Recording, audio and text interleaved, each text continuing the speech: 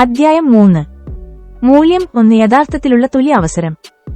ഒരു network marketing business കെട്ടിപ്പടുത്ത് നിങ്ങൾ സമ്പന്നനാകാതിരുന്നിട്ടും നിങ്ങൾ മറ്റുള്ളവർക്കായി ഇത് നിർദ്ദേശിക്കാനുള്ള കാരണമെന്താണ് എന്ന് പലരും എന്നോട് ചോദിക്കാറുണ്ട്.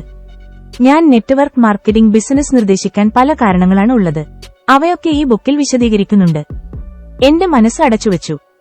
1970കളുടെ മധ്യത്തിൽ എന്റെ സുഹൃത്ത് എന്നോട് ഒരു പുതിയ ബിസിനസ് അവസരത്തെക്കുറിച്ച് പരിചയപ്പെടുത്തുന്ന ഒരു പ്രസന്റേഷനെക്കുറിച്ച് പറഞ്ഞു. സ്ഥിരമായി ബിസിനസിനെക്കുറിച്ചും നിക്ഷേപ അവസരങ്ങളെക്കുറിച്ചും അന്വേഷിക്കുന്ന ആളെന്ന നിലയിൽ ഞാൻ ആ മീറ്റിംഗിൽ പങ്കെടുക്കാമെന്ന് സമ്മതിച്ചു. ബിസിനസ് മീറ്റിംഗ് ഒരു ഓഫീസിൽ നടക്കേണ്ടതിന് പകരം ഒരു വീട്ടിലാണ് നടന്നത്. ഇത് എനിക്ക് തികച്ചും അപരിചിതമായി തോന്നി. എന്തായാലും ഞാൻ പോകാൻ തന്നെ തീരുമാനിച്ചു. ആ ബിസിനസ് മീറ്റിംഗ് നെറ്റ്വർക്ക് മാർക്കറ്റിംഗിലേക്കുള്ള എന്റെ പരിചയപ്പെടലായിരുന്നു. 3 മണിക്കൂറോളം വരുന്ന പ്രസന്റേഷൻ ഞാൻ ക്ഷമയോടെ കേട്ടിരുന്നു. ഓരോ വ്യക്തിയും സ്വന്തം ബിസിനസ് ആരംഭിക്കേണ്ടതിനെക്കുറിച്ചുള്ളതടക്കമുള്ള പല പോയിന്റുകളും എനിക്ക് സ്വീകാര്യമായിരുന്നു. എന്നാൽ അവർ എങ്ങനെ ഈ ബിസിനസിനെ കെട്ടിപ്പടുക്കുന്നു എന്ന കാര്യത്തിൽ എനിക്ക് താൽപര്യം തോന്നിയില്ല. കാരണം ഞാൻ ബിസിനസ് കെട്ടിപ്പടുക്കുന്ന രീതിയിൽ നിന്ന് ഏറെ വ്യത്യസ്തമായിരുന്നു അത്. എനിക്കാവശ്യം ഞാൻ സമ്പന്നനാകുന്ന ബിസിനസ് ആയിരുന്നു. എന്നാൽ അവർ സംസാരിച്ചത് മുഴുവൻ മറ്റുള്ളവരെ സമ്പന്നരാക്കാൻ സഹായിക്കുന്ന ബിസിനസിനെ കുറിച്ചായിരുന്നു. ജീവിതത്തിന്റെ ഘട്ടത്തിലൊരിക്കലും എനിക്ക് റാഡിക്കലായിട്ടുള്ള പുതിയ ബിസിനസ് ആശയങ്ങളെക്കുറിച്ച് ഒരു തുറന്ന മനസ്സായിരുന്നില്ല. ബിസിനസ് എന്നത് അതിന്റെ ഉടമസ്ഥരെ സമ്പന്നരാക്കുന്നതിന് വേണ്ടിയുള്ളതാണ് എന്നായിരുന്നു ഞാൻ കരുതിയിരുന്നത്. അന്ന് വൈകുന്നേരം എന്റെ സുഹൃത്ത് അന്ന് അവതരിപ്പിച്ച ബിസിനസ് പ്രസന്റേഷനെക്കുറിച്ച് ചോദിച്ചു. താൽപര്യമുളവാക്കുന്നതാണ്, പക്ഷേ എനിക്ക് പറ്റിയതല്ല എന്നായിരുന്നു എന്റെ മറുപടി. എന്തുകൊണ്ട് താൽപര്യമില്ല എന്ന് സുഹൃത്ത് ചോദിച്ചപ്പോൾ ഞാൻ എന്റെ സ്വന്തം ബിസിനസ് ഇതിനോടകം ആരംഭിച്ചിട്ടുണ്ട് എന്നും മറ്റുള്ളവർക്ക് വേണ്ടി ഞാനെന്തിന് ബിസിനസ് ചെയ്യണമെന്നും ഞാൻ മറുപടി പറഞ്ഞു. മറ്റുള്ളവരുമായി ചേർന്ന് ഞാനെന്തിന് ബിസിനസ് ചെയ്യണം, ഞാനെന്തിന് അവരെ സഹായിക്കണം, ഞാൻ ചോദിച്ചു. മാത്രമല്ല നെറ്റ്വർക്ക് മാർക്കറ്റിംഗ് പിരമിഡ് സ്കീമുകളെ പോലെയാണെന്നും അത് തികച്ചും അനധികൃതമാണെന്നും ഞാൻ കേട്ടിട്ടുണ്ട്. Double quote. സുഹൃത്ത് കൂടുതലായി എന്തെങ്കിലും പറയും മുൻപ് ഞാൻ ഇരുട്ടിലേക്ക് നടക്കുകയും കാറിൽ കയറി ഓടിച്ചു പോവുകയും ചെയ്തു. 1970കളിലാണ് ഞാൻ എന്റെ ആദ്യത്തെ അന്താരാഷ്ട്ര ബിസിനസ് ആരംഭിക്കുന്നത്. അതുകൊണ്ട് തന്നെ പകൽ ഞാനെന്റെ ജോലിത്തിരക്കുകളിലും ഒഴിവു സമയങ്ങളിൽ ബിസിനസിന്റെ തിരക്കുകളിലുമായിരുന്നു. നൈലോണും വെൽക്രോയും കൊണ്ട് നിർമ്മിച്ച ആദ്യത്തെ സർഫർ വാലറ്റുകൾ, പേഴ്സുകൾ നിർമ്മിച്ച് വിപണിയിലെത്തിക്കുകയായിരുന്നു എന്റെ ബിസിനസ്. എന്റെ ആദ്യത്തെ നെറ്റ്വർക്ക് മാർക്കറ്റിംഗ് ബിസിനസിന് ശേഷം എന്റെ ബിസിനസ് ഏറെ അഭിവൃദ്ധിപ്പെട്ടു. 2 വർഷത്തെ എന്റെ കഠിനാധ്വാനത്തിന് ഫലം കിട്ടി. വിജയവും പ്രശസ്തിയും ഭാഗ്യവുമൊക്കെ എന്നെയും എന്റെ 2 ബിസിനസ് പങ്കാളികളെയും തേടിയെത്തി. 30 വയസ്സാകുന്നതിന് മുൻപ് മില്യണയർമാരാകുക എന്ന ലക്ഷ്യത്തിലേക്ക് ഞങ്ങളെത്തി. 1970കളിൽ $1 മില്യൺ എന്ന് പറഞ്ഞാൽ ഭീമമായ ഒരു തുക ആയിരുന്നു. Surfer, runners world, gentlemen quarterly തുടങ്ങിയ മാസികകളിൽ എന്റെ കമ്പനിയെക്കുറിച്ചും ഉത്പന്നങ്ങളെക്കുറിച്ചും ലേഖനങ്ങൾ വന്നു. കായിക മത്സരങ്ങൾക്ക് ഉപയോഗിക്കുന്ന പുതിയ ഉത്പന്നങ്ങളായിരുന്നു ഞങ്ങളുടെ ബിസിനസ്. ഇത് ലോകമെങ്ങും ഏറെ പ്രശസ്തമായി. എന്റെ ആദ്യത്തെ ഇന്റർനാഷണൽ ബിസിനസ് മികച്ച രീതിയിൽ പ്രവർത്തിച്ചു തുടങ്ങിയതുകൊണ്ട് തന്നെ നെറ്റ്വർക്ക് മാർക്കറ്റിംഗ് ബിസിനസ് മുന്നോട്ടുവച്ച ബിസിനസ് അവസരം ഞാൻ അടച്ചുകളയുകയും കൂടുതൽ കേൾക്കാൻ താൽപര്യം പ്രകടിപ്പിക്കാതിരിക്കുകയും ചെയ്തു. ആ വ്യവസായത്തെ കൂടുതൽ ശ്രദ്ധിക്കുന്നതിനും അഭിപ്രായങ്ങൾ മാറ്റുന്നതിനുമൊക്കെ വർഷങ്ങൾ വേണ്ടിവരും. നെറ്റ്വർക്ക് മാർക്കറ്റിംഗ് ബിസിനസിനെക്കുറിച്ച് ഞാൻ അടുത്ത ഒരു 15 വർഷത്തേക്ക് ശ്രദ്ധിച്ചതേയില്ല. മനസ്സ് മാറുന്നു. 1990കളുടെ തുടക്കത്തിലാണ് സാമ്പത്തിക മേഖലയിൽ അറിവുള്ള, ബിസിനസ്സിൽ വിജയിച്ച എന്റെ ഒരു സുഹൃത്ത് നെറ്റ്വർക്ക് മാർക്കറ്റിംഗ് ബിസിനസ്സാണ് ചെയ്യുന്നതെന്ന് എന്നോട് പറയുന്നത്. ബിൽ എന്ന ആ സുഹൃത്ത് റിയൽ എസ്റ്റേറ്റിൽ നിക്ഷേപിച്ചിരുന്നത് മൂലം ഇപ്പോൾ തന്നെ വളരെയധികം ധനികനായിരുന്നു. അതിനാൽ തന്നെ അദ്ദേഹം എന്തിനാണ് നെറ്റ്വർക്ക് മാർക്കറ്റിംഗ് ചെയ്യുന്നത് എന്നത് എന്നെ വളരെയധികം അത്ഭുതപ്പെടുത്തി. അത്ഭുതത്തോടെ ഞാൻ അദ്ദേഹത്തോട് ചോദിച്ചു, നിങ്ങളെന്തിനാണ് ഈ ബിസിനസ് ചെയ്യുന്നത്? നിങ്ങൾക്ക് പണത്തിന് അത്ര വലിയ ആവശ്യമൊന്നുമില്ലല്ലോ. പൊട്ടിച്ചിരിച്ചുകൊണ്ട് ബിൽ പറഞ്ഞു, നിങ്ങൾക്ക് അറിയാമല്ലോ എനിക്ക് പണമുണ്ടാക്കുന്നത് ഏറെ ഇഷ്ടമാണെന്ന്. എന്നാൽ എനിക്ക് പണത്തിന് ആവശ്യമുള്ളതുകൊണ്ടല്ല ഞാൻ ബിസിനസ് ചെയ്യുന്നത്. എന്റെ സാമ്പത്തിക സ്ഥിതി നല്ല അവസ്ഥയിലാണ്. കഴിഞ്ഞ 2 വർഷങ്ങളിലായി $1 ബില്യൺ വില വരുന്ന തന്റെ കൊമേഴ്സ്യൽ റിയൽ എസ്റ്റേറ്റ് പ്രോജക്ടുകൾ ബിൽ പൂർത്തീകരിച്ചതായി എനിക്കറിയാം. അദ്ദേഹം നല്ല രീതിയിൽ മുന്നോട്ടു പോകുന്നുവെന്നും എനിക്കറിയാം. എന്നാൽ ഒഴുക്കൻ മട്ടിലുള്ള ആ ഉത്തരം എന്നെ കൂടുതൽ ജിജ്ഞാസുവാക്കി. ഞാൻ അദ്ദേഹത്തോട് ചോദിച്ചു, പിന്നെന്തിനാണ് താങ്കൾക്ക് നെറ്റ്വർക്ക് മാർക്കറ്റിംഗ് ബിസിനസ്? ബിൽ ഏറെ നേരം ചിന്തിച്ച ശേഷം തന്റെ ടെക്സാസ് ശൈലിയിൽ പതുക്കെ പറഞ്ഞു തുടങ്ങി, വർഷങ്ങളായി ആളുകൾ എന്നോട് റിയൽ എസ്റ്റേറ്റ് ടിപ്സുകൾ ആവശ്യപ്പെടുന്നു. അവർക്കറിയേണ്ടത് റിയൽ എസ്റ്റേറ്റിൽ നിക്ഷേപിച്ച് എങ്ങനെ സമ്പന്നനാകാമെന്നുള്ളതാണ്. പലർക്കും അറിയേണ്ടത് അവർക്ക് എന്നോടൊപ്പം നിക്ഷേപിക്കാൻ സാധിക്കുമോ, അല്ലെങ്കിൽ പണം നഷ്ടപ്പെടാതെ എങ്ങനെ റിയൽ എസ്റ്റേറ്റിൽ നിക്ഷേപിക്കാമെന്നൊക്കെയാണ്. അത് സമ്മതിക്കുന്ന മട്ടിൽ തലകുലുക്കിക്കൊണ്ട് ഞാൻ പറഞ്ഞു, അത് തന്നെയാണ് ഞാനും ചോദിക്കുന്നത്. പ്രശ്നം എന്തെന്നാൽ, ബിൽ തുടർന്നു, മിക്കവാറും ആളുകൾക്ക് എന്റെയൊപ്പം നിക്ഷേപിക്കാനുള്ള പണം ഉണ്ടാകാറില്ല. അവർക്ക് എന്റെ നിലയിൽ റിയൽ എസ്റ്റേറ്റിൽ നിക്ഷേപിക്കാൻ $50,000 $1 ലക്ഷം ഉണ്ടാകാറില്ല. ഇതുകൂടാതെ പലർക്കും പണം നഷ്ടപ്പെടരുത് എന്നൊരു വ്യവസ്ഥ കൂടി ഉണ്ടാകും. നല്ലൊരു ശതമാനം ആളുകളുടെ പക്കലും ഒന്നും ഉണ്ടാകില്ല. ചിലർ ജപ്തി ചെയ്യപ്പെടാൻ 2 പേ ചെക്കുകൾക്ക് മാത്രം അകലെയായിരിക്കും. അതുകൊണ്ടാണ് പണം നഷ്ടപ്പെടുത്താത്ത മോശപ്പെട്ട വില കുറഞ്ഞ വ്യവസ്ഥകൾക്ക് വേണ്ടി നോക്കുന്നത്. നിനക്കും എനിക്കും അറിയാവുന്നതുപോലെ മികച്ച റിയൽ എസ്റ്റേറ്റ് ഡീലുകൾ പോകുന്നത് സമ്പന്നർക്കാണ്, അല്ലാതെ പണമില്ലാത്തവർക്കല്ല. ബിൽ തലകുലുക്കി. എല്ലാത്തിലും ഉപരി അവരുടെ പക്കൽ കുറച്ച് പണമുണ്ടെങ്കിൽ അത് അവരുടെ ജീവിത സമ്പാദ്യമായിരിക്കും. അത് നഷ്ടപ്പെടുന്നത് അവർക്ക് ചിന്തിക്കാൻ പോലുമാകില്ല. നഷ്ടത്തെക്കുറിച്ച് ഭയക്കുന്നവർക്ക് നഷ്ടം സംഭവിക്കുമെന്ന് എനിക്കറിയാം. ബില്ലുമായുള്ള എന്റെ സംഭാഷണം കുറച്ചുനേരം കൂടി നീണ്ടു. പക്ഷേ പെട്ടെന്ന് തന്നെ എനിക്ക് എയർപോർട്ടിലേക്ക് പോരേണ്ടതായി വന്നു. അപ്പോഴും അദ്ദേഹം എന്തുകൊണ്ട് നെറ്റ്വർക്ക് മാർക്കറ്റിംഗ് ബിസിനസ് ചെയ്യുന്നു എന്നെനിക്ക് മനസ്സിലായില്ല. പക്ഷേ അടഞ്ഞുകിടന്നിരുന്ന എന്റെ മനസ്സ് പതിയെ തുറന്നു തുടങ്ങി. അദ്ദേഹത്തെപ്പോലെ സമ്പന്നനായ ഒരാൾ എന്തിന് നെറ്റ്വർക്ക് മാർക്കറ്റിംഗ് ചെയ്യുന്നുവെന്ന് എനിക്കറിയണമായിരുന്നു. ആ ബിസിനസ്സിൽ പണത്തിനും അപ്പുറം ചിലതുണ്ടെന്ന് ഞാൻ മനസ്സിലാക്കി തുടങ്ങി. അടുത്ത കുറച്ച് മാസങ്ങളിലേക്ക് ബില്ലുമായുള്ള എന്റെ സംഭാഷണം തുടർന്നു. ഈ ബിസിനസ്സിൽ അദ്ദേഹം ചേരാനുള്ള കാരണങ്ങൾ പതിയെ എനിക്ക് മനസ്സിലായി തുടങ്ങി. അദ്ദേഹം അതിനായി പറഞ്ഞ പ്രധാന കാരണങ്ങൾ: 1. അദ്ദേഹത്തിന് ആളുകളെ സഹായിക്കണമായിരുന്നു. അദ്ദേഹം ഈ ബിസിനസ്സിൽ ചേർന്നതിന്റെ പ്രധാന കാരണങ്ങളിലൊന്ന് ഇതായിരുന്നു: അദ്ദേഹം സമ്പന്നനായിരുന്നിട്ടും അത്യാഗ്രഹിയോ മുൻചുണ്ടിക്കാരനോ അല്ലായിരുന്നു. 2. അദ്ദേഹത്തിന് സ്വയം സഹായം വേണമായിരുന്നു. നിങ്ങൾ എന്നോടൊപ്പം നിക്ഷേപിക്കാൻ മാത്രം സമ്പന്നനാണ്. ഇത്തരത്തിൽ ഞാൻ കൂടുതൽ ആളുകളെ സമ്പന്നരാകാൻ സഹായിച്ചാൽ എനിക്ക് കൂടുതൽ നിക്ഷേപകരെ ലഭിക്കുമെന്ന് ഞാൻ മനസ്സിലാക്കി. ബിൽ തുടർന്നു: ഇതിന്റെ വൈരുദ്ധ്യം എന്ന് പറയുന്നത് മറ്റുള്ളവരെ ആരുടെ ബിസിനസ് വലുതാക്കാൻ സഹായിക്കുമ്പോൾ എന്റെ ബിസിനസ് അത്രയും വളരുന്നു. ഞാൻ ഏറെ സമ്പന്നനാവുകയും ചെയ്യുന്നു. ഇപ്പോൾ എന്റെ പക്കൽ ഒരു മികച്ച കൺസ്യൂമർ ഡിസ്ട്രിബ്യൂട്ടർ ബിസിനസ് ഉണ്ട്. കൂടുതൽ നിക്ഷേപകരുണ്ട്. മാത്രമല്ല, നിക്ഷേപിക്കാൻ എന്റേതായി കൂടുതൽ പണമുണ്ട്. വിജയിക്കുന്നതിനെക്കുറിച്ച് പരസ്പരം ചർച്ച ചെയ്യാം. അതുകൊണ്ടാണ് കഴിഞ്ഞ കുറച്ച് വർഷങ്ങളായി എനിക്ക് വലിയ വലിയ റിയൽ എസ്റ്റേറ്റ് പ്രോജക്ടുകളിൽ നിക്ഷേപിക്കാൻ സാധിച്ചത്. ചെറിയ ചെറിയ റിയൽ എസ്റ്റേറ്റ് പ്രോജക്ടുകളിൽ നിക്ഷേപിച്ചാൽ യഥാർത്ഥത്തിൽ വിജയിക്കാൻ സാധിക്കില്ലെന്ന് താങ്കൾക്കും അറിയാമല്ലോ. ഇത് ചെയ്യാൻ സാധിക്കും. പക്ഷേ നിങ്ങളുടെ പക്കൽ പണമില്ലെങ്കിൽ നിങ്ങൾക്ക് ലഭിക്കുന്നത് പണം ആവശ്യമില്ലാത്തവരുടെ റിയൽ എസ്റ്റേറ്റ് ഡീലുകൾ മാത്രമായിരിക്കും. 3. അദ്ദേഹം പഠിക്കുന്നതും പഠിപ്പിക്കുന്നതും ഇഷ്ടപ്പെട്ടിരുന്നു. പഠിക്കാൻ താൽപര്യമുള്ള ആളുകൾക്കൊപ്പം ജോലി ചെയ്യാൻ എനിക്കേറെ ഇഷ്ടമാണ്.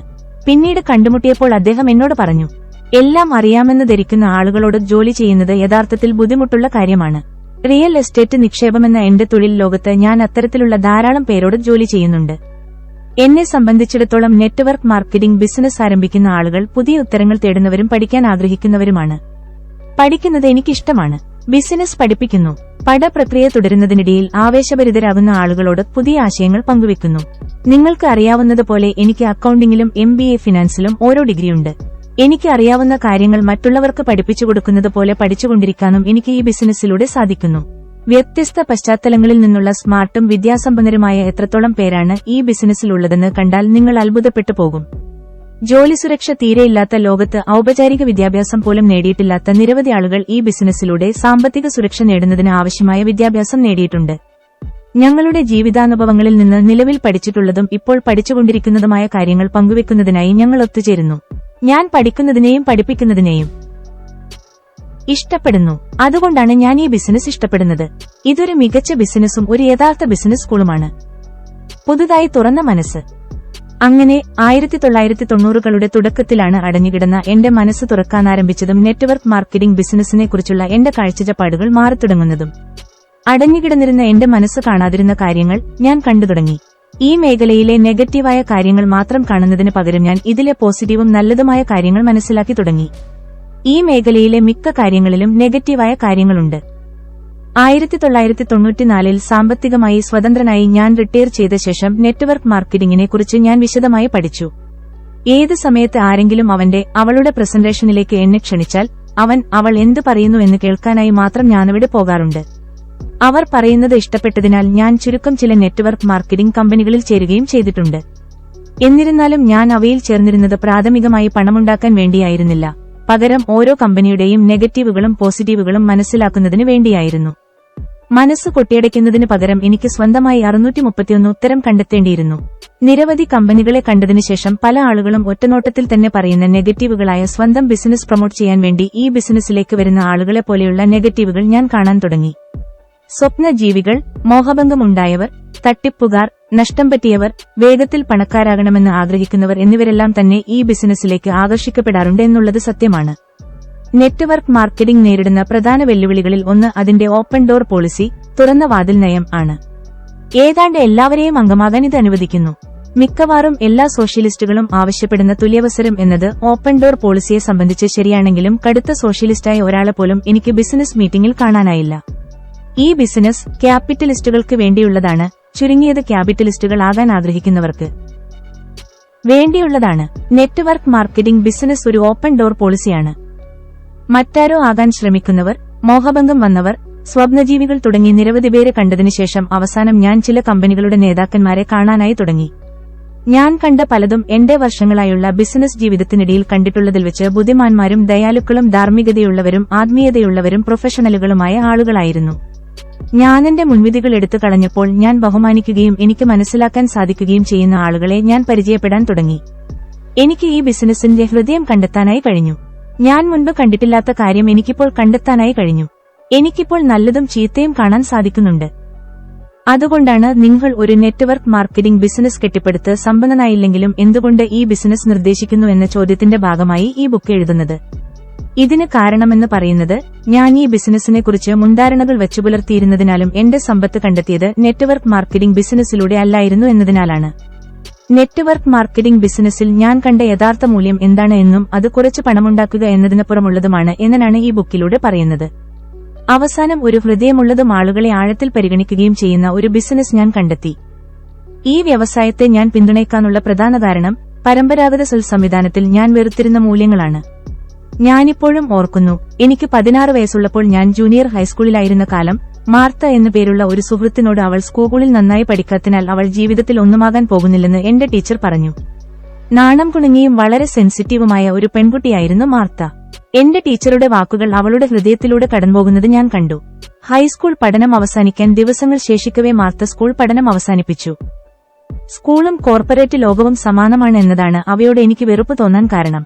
ഇതൊരുതരം സർവൈവൽ ഓഫ് ദ ഫിറ്റസ്റ്റ് എന്ന മൂല്യസംവിധാനമാണ്. ഒരു വ്യക്തിക്ക് എന്തെങ്കിലും പ്രശ്നമോ അല്ലെങ്കിൽ ഒരു കാര്യം മനസ്സിലാവുകയോ ചെയ്യുന്നില്ലെങ്കിൽ അത് ആ സംവിധാനം വഴി കടന്നുപോകുന്നു. സംവിധാനത്തിന് ഒരു ഹൃദയമില്ലെന്ന് നമുക്ക് തോന്നിപ്പോകും. സിറോക്സിൽ ജോലി ചെയ്യുന്ന റോൺ എന്ന എന്റെ ഒരു സുഹൃത്ത് സെയിൽസിൽ 3 മാസത്തോളം മോശം പ്രകടനം കാഴ്ചവച്ചു. റോണിനെ പഠിപ്പിച്ചുകൊടുക്കേണ്ട ചുമതലയുള്ള സെയിൽസ് മാനേജർ റോണിനെ സഹായിക്കുന്നതിന് പകരം ഭീഷണിപ്പെടുത്തുകയാണ് ചെയ്തത്. ഉടനെ എന്തെങ്കിലും വിട്ടില്ലെങ്കിൽ റോണിനെ ജോലിയിൽ നിന്ന് പിരിച്ചുവിടുമെന്ന് സെയിൽസ് മാനേജർ പറയുന്നത് ഞാൻ കേട്ടു. ഒരാഴ്ചയ്ക്കുള്ളിൽ റോൺ ജോലി രാജിവെച്ചു. അതുപോലെ തന്നെ നെറ്റ്വർക്ക് മാർക്കറ്റിംഗിനെ ഞാൻ പിന്തുണയ്ക്കാനുള്ള മറ്റൊരു പ്രധാന കാരണം ഭൂരിഭാഗം കമ്പനികളും സഹാനുഭൂതിയുള്ള ബിസിനസ്സാണ് എന്നതാണ്. നിങ്ങൾ അതിൽ തന്നെ തുടരാൻ ശ്രമിക്കുകയും നിങ്ങളുടെ രീതിയിൽ പഠിക്കുകയും ചെയ്താൽ ബിസിനസ് നിങ്ങളുടെ വശത്ത് തന്നെ നിൽക്കും. പല നെറ്റ്വർക്ക് മാർക്കറ്റിംഗ് കമ്പനികളും യഥാർത്ഥത്തിൽ തുല്യാവസരം നൽകുന്ന ബിസിനസ്സുകളാണ്. നിങ്ങൾ സമയവും പ്രധനവും നിക്ഷേപിക്കുകയാണെങ്കിൽ അവരും അത് തന്നെ ചെയ്യും. നെറ്റ്വർക്ക് മാർക്കറ്റിംഗ് ബിസിനസ്സിൽ നിന്ന് ഞാൻ ഭാഗ്യമുണ്ടാക്കിയില്ലെങ്കിലും മനുഷ്യനോടുള്ള സഹാനുഭൂതിയും തുല്യ അവസരവും പിന്തുണയ്ക്കുന്ന ഏതൊരു ബിസിനസ്സിനെയും ഞാൻ പിന്തുണയ്ക്കും. സംഗ്രഹം: 18നും 27നും ഇടയിലുള്ള പ്രായത്തിൽ ഞാനെന്റെ കോളേജ് വിദ്യാഭ്യാസത്തിനായി മിലിറ്ററി അക്കാദമിയിലോ അല്ലെങ്കിൽ US മറൈൻ അക്കാദമിയിലോ ആയിരുന്നു. ഈ 2 സ്ഥാപനങ്ങളിലെയും മൂല്യങ്ങൾ എന്ന് പറയുന്നത് survival of the fittest value സംവിധാനമായിരുന്നു. അക്കാദമിയിൽ നിങ്ങളോട് അധ്യാപകർ ആവശ്യപ്പെടുന്ന ഉത്തരം നൽകുകയാണെങ്കിൽ നിങ്ങൾക്ക് ബിരുദം ലഭിക്കും. അതിന് സാധിച്ചില്ലെങ്കിൽ നിങ്ങൾ തോൽക്കും. മറൈൻ കോർപ്സിൽ നിങ്ങളെ പരിശീലിപ്പിച്ചിരിക്കുന്നത് പോലെ കാര്യങ്ങൾ ചെയ്താൽ നിങ്ങൾക്ക് അതിജീവിക്കാനാകും. യുദ്ധത്തിൽ ശരിക്കും ഫിറ്റസ്റ്റായ ആൾക്ക് മാത്രമേ അതിജീവിക്കാൻ സാധിക്കൂ. ഞാൻ വിയറ്റ്നാം യുദ്ധത്തിൽ നിന്നും തിരികെ എത്തിയപ്പോൾ എന്റെ ചില മൂല്യങ്ങളിൽ മാറ്റം വേണമെന്ന് തോന്നി. സ്കൂളിൽ പഠിപ്പിക്കുന്ന ജയപരാജയ, survival of the fittest, smartest, ഗെയിമിൽ മികച്ചവനാകാൻ എനിക്ക് ആഗ്രഹമുണ്ടായിരുന്നില്ല. അതുകൊണ്ടാണ് റിച്ച് ഡാഡ് .comന്റെ മിഷൻ സ്റ്റേറ്റ്മെന്റ് എന്ന് പറയുന്നത് മനുഷ്യത്വത്തിന്റെ സാമ്പത്തിക നന്മ ഉയർത്തുക എന്നായത്. ഒരു കുട്ടി സ്കൂളിൽ നന്നായി പഠിച്ചില്ലെങ്കിൽ, ഉയർന്ന ശമ്പളമുള്ള ഒരു ജോലി ലഭിച്ചില്ലെങ്കിൽ അവന്റെ ജീവിതത്തിൽ അവൻ സാമ്പത്തികമായി ബുദ്ധിമുട്ടണമെന്നതിൽ ഞങ്ങൾ വിശ്വസിക്കുന്നില്ല. നെറ്റ്വർക്ക് മാർക്കറ്റിംഗിലേക്ക് എത്തുന്ന പലരെയും, എല്ലാവരെയുമല്ല റിച്ച് ഡാഡ് .com പിന്തുണയ്ക്കാനുള്ള പ്രധാന കാരണമെന്ന് പറയുന്നത് ഇതിൽ പലരും 6680 ലക്ഷത്തോടെ എത്തുന്നവരാണ് എന്നുള്ളതാണ്. ഇന്ന് ടെസ്റ്റുകളിൽ ക്ലാസ്മേറ്റുകളെ തോൽപ്പിക്കുന്നതിനേക്കാൾ അല്ലെങ്കിൽ യുദ്ധമുഖത്ത് ശത്രുക്കളെ കൊന്നൊടുക്കുന്നതിനേക്കാൾ കോർപ്പറേറ്റ് ലോകത്തെ തന്റെ എതിരാളികളുടെ മത്സരം ഇല്ലാതാക്കുന്നതിനേക്കാൾ എനിക്കിഷ്ടം മറ്റുള്ളവരുടെ സാമ്പത്തിക ലക്ഷ്യങ്ങളും സ്വപ്നങ്ങളും നേടിയെടുക്കാൻ മറ്റൊരാളെ വേദനിപ്പിക്കാതെ അവരെ സഹായിക്കുക എന്നുള്ളതാണ്. എന്നെ സംബന്ധിച്ചിടത്തോളം ഇത് മൂല്യമേറിയുള്ള ഒരു പിന്തുണയാണ്. 2003ന്റെ തുടക്കത്തോടെ rich dad .com kids board ഗെയിമിലൂടെ വരുമാനം, ക്യാഷ് ഫ്ലോ ഉണ്ടാക്കി തുടങ്ങി. തുടർന്ന് ഇത് ഓൺലൈനിൽ ലഭ്യമാകുന്ന ഒരു ഇലക്ട്രോണിക് ഗെയിമാക്കി മാറ്റി. പിന്നീട് ഈ ഇലക്ട്രോണിക് ഗെയിം 5 മുതൽ 12 വരെ പ്രായമുള്ള കുട്ടികളുടെ ക്ലാസ് റൂം കരിക്കുലം ഉൾപ്പെടുത്തി പുറത്തിറങ്ങി. ഈ ഇലക്ട്രോണിക് ഗെയിമും ക്ലാസ് റൂം കരിക്കുലവും ഇന്റർനെറ്റ് നെറ്റ്വർക്ക് വഴി സൗജന്യമായും പരസ്യങ്ങളില്ലാതെയും വിതരണം ചെയ്തു. ഒരു ബിസിനസ് എന്ന നിലയിൽ ഞങ്ങൾക്ക് ഇത്തരത്തിലായിരുന്നു. ഉദാരമനസ്കരായിരിക്കാൻ ഇങ്ങനെയായിരുന്നു. ലഭിച്ച സമ്പത്തിന് ഞങ്ങൾ പകരം നൽകിയത് അത്യാഗ്രഹികൾ ഞങ്ങളെ തന്നെ ആയിരിക്കുന്നതിനേക്കാൾ ഓർമ്മപ്പെടുത്തുന്നതും. ഞാനൊരു ചെറിയ കുട്ടിയായിരുന്നപ്പോൾ ധനികനായ പിതാവ് എന്നെ പഠിപ്പിച്ച അതേ അടിസ്ഥാന സാമ്പത്തിക വിദ്യാഭ്യാസവും നൈപുണ്യവുമാണ് ഞാൻ രസകരവും വിനോദപ്രദവുമായ ഈ ഗെയിമിലൂടെയും കരിക്കുലത്തിലൂടെയും ചെറുപ്പക്കാരെ പഠിപ്പിക്കാൻ ശ്രമിക്കുന്നത്. വർഷങ്ങൾക്ക് മുൻപ് all we are saying is give peace chance എന്ന് പാടാൻ പഠിപ്പിച്ചു. richdad.comൽ ഞങ്ങൾ പറയുന്നത് എല്ലാ കുട്ടികൾക്കും ഒരു അവസരം നൽകാനാണ്. ഒരു ശക്തമായ അടിസ്ഥാന സാമ്പത്തിക വിദ്യാഭ്യാസം ലഭ്യമാക്കുന്നതിന് എല്ലാ കുട്ടികൾക്കും ഒരു തുല്യ അവസരം ലഭ്യമാക്കണം. ദാരിദ്ര്യം ഇല്ലാതാക്കാനായുള്ള കഠിനമായ പരിശ്രമമാണ് സമാധാനം കൊണ്ടുവരാനുള്ള ഏറ്റവും നല്ല മാർഗമെന്ന് ഞങ്ങൾ വിശ്വസിക്കുന്നു. സാമ്പത്തിക പ്രസിദ്ധീകരണങ്ങളെക്കാൾ ദാരിദ്ര്യം ഇല്ലാതാക്കാനുള്ള നല്ല മാർഗമെന്ന് പറയുന്നത് സാമ്പത്തിക വിദ്യാഭ്യാസമാണ്. ഒരു ദരിദ്രന് നിങ്ങൾ പണം നൽകിയാൽ അയാൾ എക്കാലവും ദരിദ്രനായി തന്നെ തുടരുമെന്ന് എന്റെ ധനികനായ പിതാവ് ഇടയ്ക്കിടെ പറയുമായിരുന്നു. ഇന്ന് നിരവധി നെറ്റ്വർക്ക് മാർക്കറ്റിംഗ് കമ്പനികളാണ് ലോകമെമ്പാടും സാമ്പത്തിക അവസരങ്ങൾ തുറന്നുകൊണ്ട് സമാധാനം പരത്തുന്നത്. ലോകത്തെ പ്രധാനപ്പെട്ട തലസ്ഥാനങ്ങളെ തഴച്ചു വളർത്തുന്ന നെറ്റ്വർക്ക് മാർക്കറ്റിംഗ് കമ്പനികൾ മാത്രമല്ല, ദരിദ്ര രാജ്യങ്ങളിലെ ദശലക്ഷക്കണക്കിന് ജനങ്ങൾക്ക് സാമ്പത്തിക പ്രതീക്ഷ നൽകുന്ന നിരവധി നെറ്റ്വർക്ക് മാർക്കറ്റിംഗ് കമ്പനികൾ മൂന്നാം ലോകരാജ്യങ്ങളിൽ പ്രവർത്തിക്കുന്നുണ്ട്. ആളുകൾ സമ്പന്നരും ചെലവിടാൻ പണവും ഉണ്ടെങ്കിലേ ഭൂരിഭാഗം പരമ്പരാഗത കോർപ്പറേഷനുകൾക്കും നിലനിൽപ്പുണ്ടാകൂ. സമ്പന്നരെ കൂടുതൽ സമ്പന്നരാക്കുന്നതിനുവേണ്ടി ജീവിതകാലം മുഴുവൻ കഠിനാധ്വാനം ചെയ്യുന്നതിനു പകരം എല്ലാവർക്കും സമ്പന്നവും മികച്ചതുമായ ഒരു ജീവിതം ആസ്വദിക്കാനുള്ള സമയം അതിക്രമിച്ചിരിക്കുന്നു.